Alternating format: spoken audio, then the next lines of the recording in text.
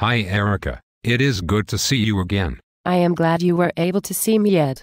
When I met you at the open house Sunday, I was very impressed with your knowledge of the area and the current real estate market. That house wasn't a good fit for you and your family. So I'm happy to spend time with you to find the right house and help you with the process. That is great. I am a first-time buyer and have heard a lot of different information from some friends and family about the process. So I hope you can help. I definitely can. I enjoy working with first-time buyers. What we should do first is go over the process and answer any questions you have. Before we get started, there is one question I need answered. I keep getting different answers from friends and family. What is your fee? Great place to start. There is no fee to a buyer for the services of a realtor. Your focus is on finding the right home. The very first thing you should do is get a mortgage pre-approval. Have you done that yet? No, I haven't. I thought you didn't need that until you found a house. No, you don't want to wait until then for several reasons. First, you want to know how much of a mortgage you can get approved for. You also want to discuss with the lender the type of programs they offer. That will make a difference in how much of a down payment you will need, and how much different programs will cost you on a monthly basis. The next thing you want to be comfortable with is that you can afford the monthly cost.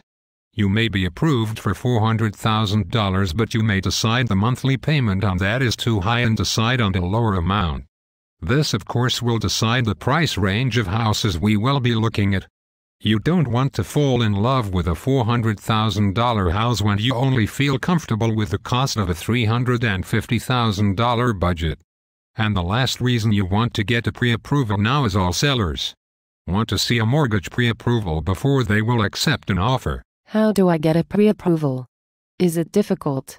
The process is pretty easy. Call a mortgage lender. They will ask a variety of questions about your finances, process the information and get back to you with an amount they would offer to lend to you. This would be a good time to discuss what kind of programs they offer. Typically, a mortgage broker has more variety in the type of programs because they work with many lenders. But you may be able to get a better deal working directly with your bank or a mortgage company. Who do you recommend? I work with many different mortgage brokers and lenders. But I would suggest you speak with your friends and family to see who they worked with and if they were satisfied. They may also be able to tell you who not to go to. One last thing. You can get pre-approvals online, but you should only do that in conjunction with speaking with the company. Sometimes it is easier to complete the application online and then follow up with the company directly. Okay, I'll get that process started immediately. Once you have a mortgage pre-approval, we will establish the price range you are comfortable with, speak about what your criteria is for a new home. This will be fine-tuned as we move along the process. But it will be a starting point. I will take that information, search MLS to see which properties are a good match, and we start looking at houses. In the meantime, I will create an account for you in MLS Property Finder so you will get daily updates of homes that meet your general criteria. This is always helpful to get a better sense of what is happening in the market. How long will it take? And how many houses should we look at? It is very difficult to predict. I think it is important to see a lot of houses. You will start to identify what criteria are most important to you. Then one day we will walk into a house.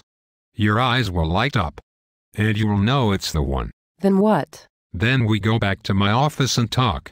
The first thing I will do is look through MLS to see what similar houses have sold for in the past 3 to 6 months. This will help you to determine what you think a fair offer price is.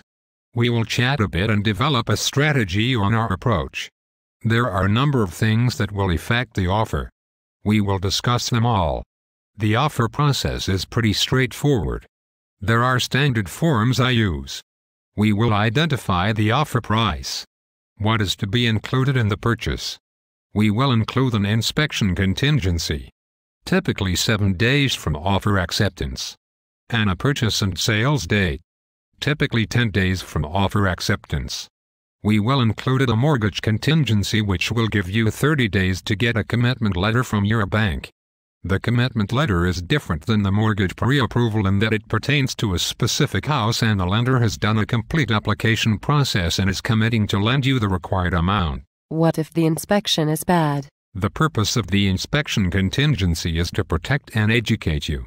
You will have 7 days to have the property inspected. You can typically get an inspector in less than 7 days. You will be at the inspection, as well as myself, and in some cases the listing agent. Throughout the inspection, the inspector will be giving you information about the house. If you are not buying new construction, you can expect normal wear and tear issues. What we look for in the inspection are any structural deficiencies or issues that were not readily apparent when we viewed the property. The inspector will produce a report, generally within 24 hours, and we will discuss it. Sellers usually disclose any potentially major issues in the seller's statement so we know of potential problems. But sometimes there are surprises. Depending on the issues, there are 3 choices. 1. Accept the condition of the house. 2. Try to negotiate to have the seller make some concessions. Or 3.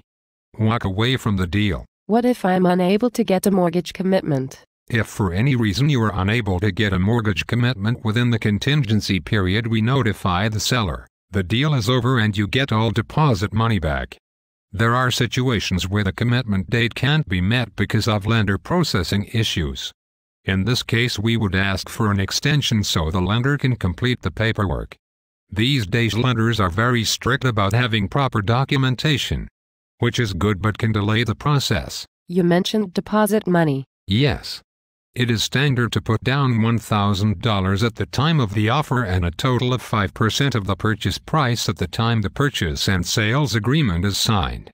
That is generally 10 days after offer acceptance. You would get this back if inspection issues could not be worked out or in the case of a problem with the mortgage commitment. Okay, so where are we now in the process? So by this point we will have made an offer. The seller may have made a counter offer. You may counter that. In any event, there is negotiation and we have come to terms that are agreeable to both the seller and you. Then you make the official mortgage application as well as scheduling the inspection. As with the mortgage, I suggest you contact friends and family on recommendations for an inspector. We worked through any inspection issues and are ready to sign the purchase and sales agreement. I will suggest that you use an attorney to help negotiate this. If there were an inspection issues, we will want to include them in this document.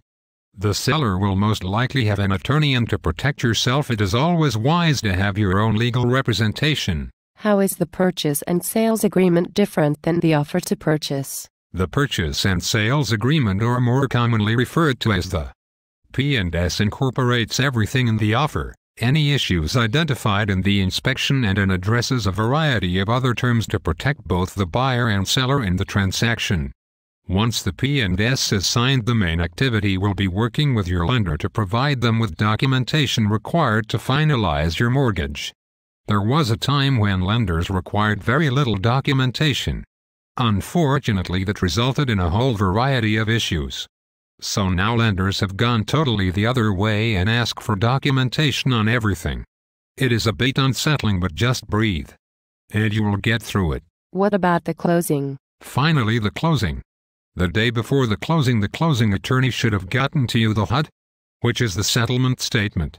It includes all the charges associated with the purchase for both the buyer and the seller.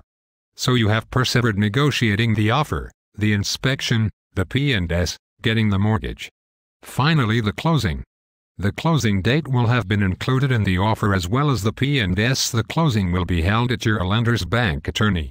It typically takes about an hour. You sign lots of documents, and at the end of it the attorney will bring the documents to the Middlesex County Registry of Deeds and record the purchase. You now own a home. Wow. Yes. Wow. Well, I have taken up enough of your time today.